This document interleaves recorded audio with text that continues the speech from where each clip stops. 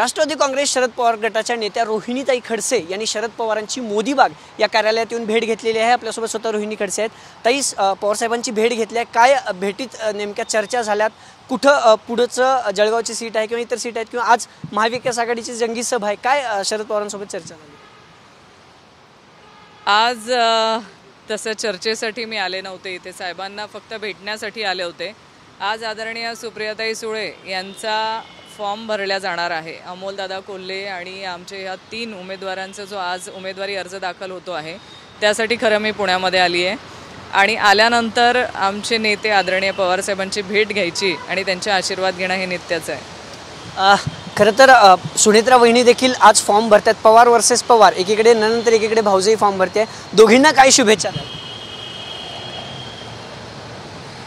मी सगळ्या मतदार राजांना एकच विनंती करणार आहे की गेल्या अनेक वर्षांपासून आदरणीय सुप्रियाताई सुळे ह्या बारामती लोकसभेचं उत्तमरित्या नेतृत्व करत आहेत। त्यांनी लोकसभा गाजवली आहे त्यांच्या भाषणांच्या माध्यमातून आणि त्या अनेकदा संसद रत्नपटू ह्या पुरस्कार देखील त्यांनी मिळवला आहे, तो त्यांच्या कर्तृत्वावर।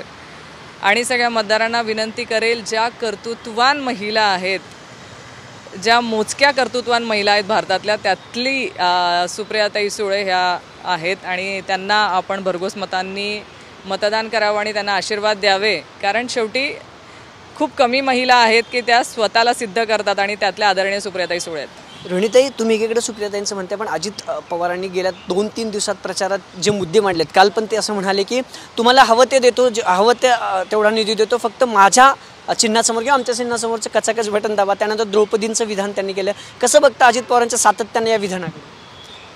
मला असं वाटतं की बारामती लोकसभेचा जो काय निकाल सर्वेच्या माध्यमातून बाहेर येतोय, त्यानंतर दादांची थोडी मानसिकता ढासळलेली मला जाणवते। त्यातनं हे जे काय स्टेटमेंट बाहेर येत आहेत ते त्याचाच परिणाम आहे। काल दादांनी अतिशय निंदनीय असं स्टेटमेंट केलं की द्रौपदी सारखी परिस्थिती येऊ नये भविष्यामध्ये। आपण राज्याचे उपमुख्यमंत्री म्हणून काम करत आहात आणि असे स्टेटमेंट करणं मला असं वाटतं योग्य नाही। हा आमचा महिलांचा अपमान आहे। आम्ही ज्या हिंदू संस्कृतीमध्ये वाढलो आहेत, राहतो आहे, इथे पतिव्रतेला प्रचंड असं महत्त्व आहे आणि ह्या महत्त्वामध्ये द्रौपदीसारखा एका महिलेने 5 पुरुष पती असावेत असं जर स्टेटमेंट दादांचं असेल तर मला वाटतं ते चुकीचं आहे, कारण द्रौपदींच्या त्या काळामध्ये जो काय इतिहास आहे त्यांनी ते तसं का केलं वगैरे ह्याला एक वेगळा इतिहास आहे। पण आजच्या दिवशी हिंदू कायदा असेल किंवा आजच्या महिलांचा ह्या स्टेटमेंटच्या माध्यमातून प्रचंड असं आमचा अपमान केलेला आहे आणि मला असं वाटतं की आपल्या महिला आयोगाच्या अध्यक्ष आदरणीय चाकणकरताई ज्या सोशल मीडियावर फार प्रचंड अशा ॲक्टिव्ह असतात, त्यांनी सुमोटो या स्टेटमेंटवरती कारवाई करावी, ॲटलिस्ट साधी नोटीस तरी देण्याचं त्यांनी धाडस दाखवावं। शेवटचा प्रश्न, फडणवीस असं म्हणालेत की पवार घराण्यातलं म्हणजे अजित पवार किंवा सुनेत्रा पवार निवडणुकीच्या मैदानात उतरल्याशिवाय पर्याय नव्हता। बारामतीची निवडणूक चुरशीची झाली नसती, आपल्याला बारामती जिंकायची आहे आणि पवारांनी अनेकदा आमच्यासोबत येतो म्हणून खोटं बोललं आणि विधान बदललं।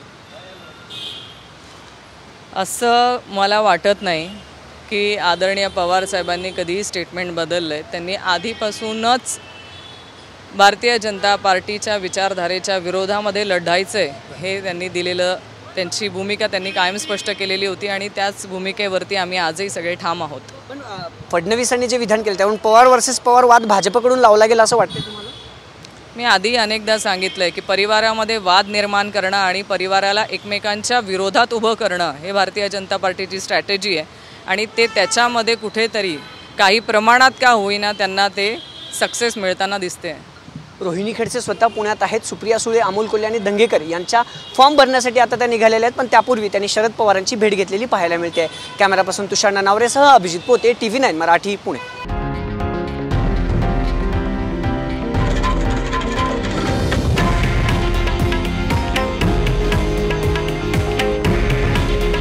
हे आहे देशातील नंबर 1 न्यूज नेटवर्क आणि आपण पाहत आहात TV9 मराठी। काळजी तुमची, हित महाराष्ट्राचं।